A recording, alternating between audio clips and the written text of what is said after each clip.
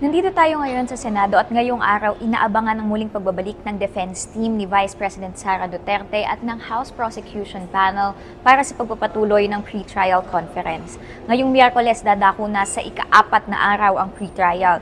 Itutuloy ang marking of evidence para sa Article 1 o yung mga alegasyon tungkol sa misuse of confidential funds at sa Article 2 patungkol sa unexplained wealth ng Vice Presidente.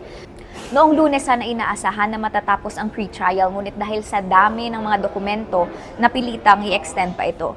Pero bakit nga ba tumagal ng ganito? Isa-isa kasing pinipirmahan ang bawat pahina ng mga dokumentong isinumite ng parehong kampo. Ang defense team, ang prosecution panel at ang Senate Secretariat na magsilbi ding clerk of court ng impeachment ang kasali sa prosesong ito. Noong mga nakaraang araw, namarkahan na ang para sa Articles 3 and 4 o yung tungkol sa mga alegasyon ng bribery at grave threats.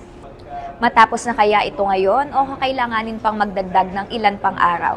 Ano't anuman mariing sinabi ng prosecution panel na tuloy pa rin ang paglilitis sa naitakdang schedule nito sa July 6. Ako po si Isabel Pechay, nag-uulat para sa Inquirer.